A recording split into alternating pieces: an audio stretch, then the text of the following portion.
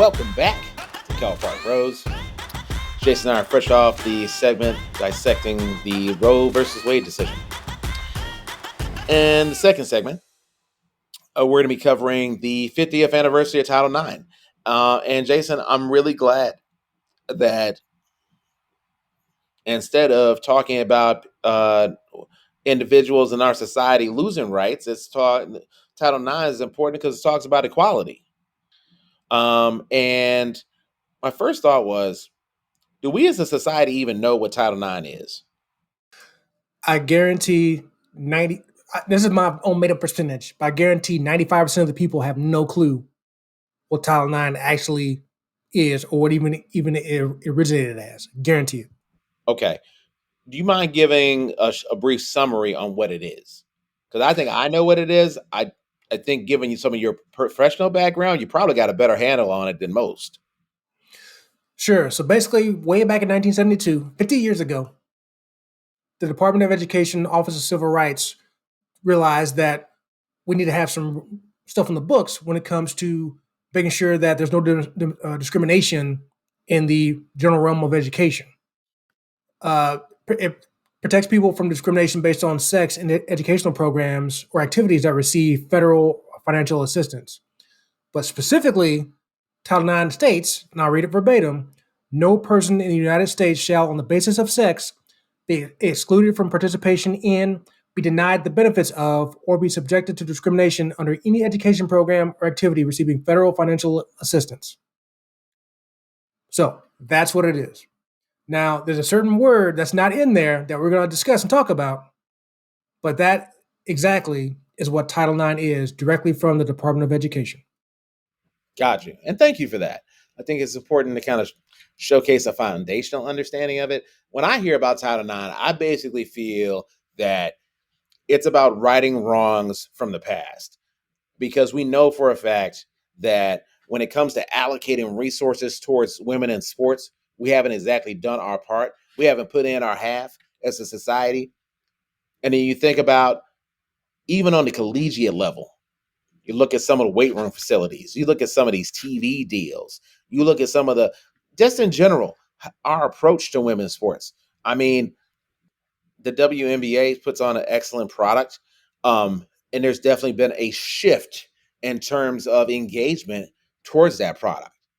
And I'm starting to wonder, does Title IX have any effect on that? Because, well, one, it takes years, decades to counteract the effects of not allocating money or allocating resources towards a certain endeavor. And so that immediately made me think about Title IX, because if you don't put money towards something and a certain group isn't getting the funding that they need, then they're already fighting with one hand behind their back. So those are some of my initial thoughts, Jason. When I was looking at this, when Title IX was passed in 1972 at the college level, about 0 to 2% of budgets at colleges across the country were being spent on women's sport. So basically nothing, according to Dr. Amy Wilson, director of inclusion for the NCAA. Less than 30,000 women were playing college sports when Title IX was passed. Now we have over 220,000. So it's got to make a difference when you invest in that experience. I think the biggest thing for me is you have to document how bad it was, because we have a tendency to romanticize this experience, dare I say, prisoner of the moment. And if we don't document what's been happening, then it'll be almost as if it didn't happen. I mean, you think about, does Pat Summitt become Pat Summitt if they don't start putting some more money into the Tennessee program? So that's some of my preliminary thoughts, dude. You see what you did there? You see what you just did there? What did I do? The whole, and I get it, that whole little diatribe you went into about Title IX, what was it focused on? It was focused on that one word that's actually not in Title IX: sports. Title IX, when it was created in 72, had nothing to do with sports, right? But that's funny we went there. But it's funny you went there because that's what we think of Title IX as is today. It was based on sports. When in '72 had nothing to do with that. It's all about educational opportunities in programs that receive federal financial assistance. Now, obviously, since it applies to schools that receive that federal assistance, that included universities, which, since they receive the federal assistance, applies to every program they offer, which include athletics. So, and obviously, since sports has grown so much in this country for both men and women, that's what we get Title IX applied to. And I knew you were going to go there, and you did me a favor, so thank you. But yeah, folks, and that's what we're talking about earlier is that Title IX originally has nothing to do with sports. And really, technically, it really had nothing to do with funding either. Technically, it really just had more to do with just schools and these programs not discriminating against women, and when it comes to accepting them into the school itself, or allowing certain women into certain programs at school. Like there's an article from Sports Illustrated that mentions certain colleges back in the '70s and before, they wouldn't allow certain women at all, or a certain number of women to get into the engineering program, stuff like that. Or they might say, they can actually legally say that you're too pretty to do something like this. Why don't you go do this instead? Oh, I see. Stuff like that. So that's what Title IX is really meant for, things like that.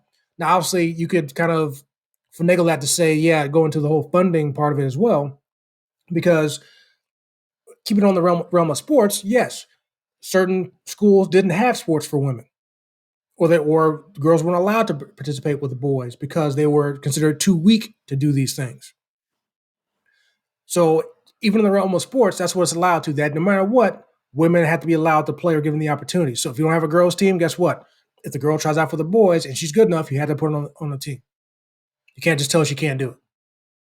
But yeah, so and then obviously this wasn't written into the Title IX in 1972, but the Department of Education does go on to mention in the listing they have for Title IX that, of course, one of the issues, of course, now is that Title IX technically also applies to people in the LGBTQ community, specifically the T part of that, the transgender. The Title IX does offer them the right to actually be able to play sports as well. Now, obviously, we know that states can do whatever they want when it comes to which sport they play, be it the men or women's sport. But Title IX includes them as well. So I definitely want to point that out for people as well, because I've seen people bring up Title IX incorrectly in the whole transgender debate about which sport they should play, and just kind of want to put out there that includes allowing them to have to play as well. It doesn't determine which gender sport they play, no, but they are allowed to actually play in sports, so they can't be denied that.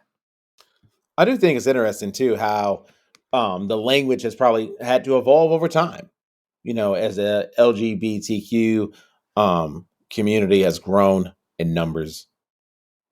I mean, ultimately the fight is about equality. So you can't be surprised when a new challenger, shout out to Tekken or Street Fighter, basically says, "Hey, things aren't quite where they need to be. Things need to be evened out." And the key word was opportunity. Nobody ever said they had to get a handout. Nobody said that they had to get, a trophy. People just wanted a chance, an opportunity.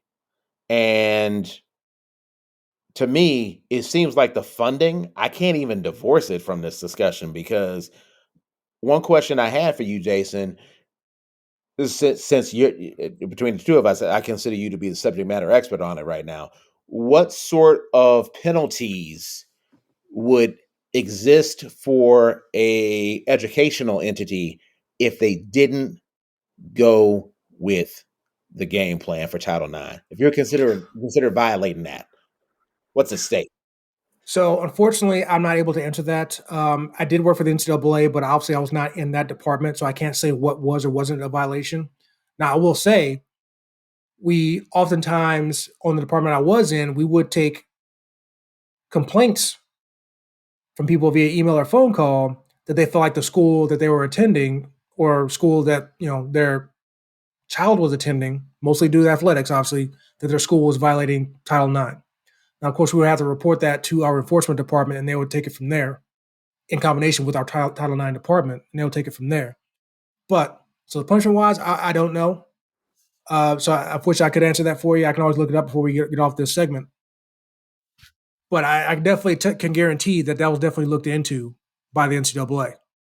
Now, of course, obviously, can't say that every call we took was, as far as every complaint we took was founded or grounds for actually being true, but it did get looked into, so I can guarantee that. But when it comes to funding, though, I don't know if there's really anything, as I'm looking at Title IX, technically, that really dictates anything about you have to give equal money to men's and women's sports. Makes it, well, number one, obviously, the 37 words I read earlier, that's all it says is that. So now, obviously, people can bend that whatever way they want to make an argument about it at their school. Because that goes back to what I was saying, is that it's really more about the opportunity. Yes, I can, have to have a basketball team for girls at my school or whatever it may be. But that in itself, by itself, Title IX doesn't necessarily say that they have to give equal money to the men and women. I think we both know that. Hell, those reports that came out last week from the NCAA basically detailing the fact that there's still a huge gap in funding when it comes to men's and women's sports. Now, I don't know how much, actually, that doesn't matter at all. So that the gap's still there. I can't speak to what's going to change that, but Title IX, unfortunately, doesn't technically really address that as long as the girls are getting the same opportunities and things like that. I know in previous conversations, I know you mentioned the part about it was actually 2 years ago, the difference when it comes to the workout facilities at the NCAA tournaments, the men's and women's. The men's was held, I believe, in Indianapolis, where the girls, I believe, the women's were held in like San Antonio. Even that, obviously, that was a big deal, and the NCAA called hell for it, as they should have. But even that's not technically Title IX either, technically. That's just more of, for lack of a better word, a dickhead move where somebody, messed up there. And I'm not gonna say that was done purposefully, but it happened. It got fixed quickly, but still it happened. So, but it also goes into, just when it comes to the funding and stuff like that, a lot of the pioneers of Title IX would still say that there's still work to be done, which is true. It's only been 50 years. But one other thing I was thinking about too, and this takes me back to history class back in high school and 8th grade, that this Title IX came out in 1972, right? Women were given the right to vote in 1920. But it took 52 years after that for them to get the same equal rights when it comes to education. And that's crazy. That took 50 years to get basically be able to be educated the way they want, just like men.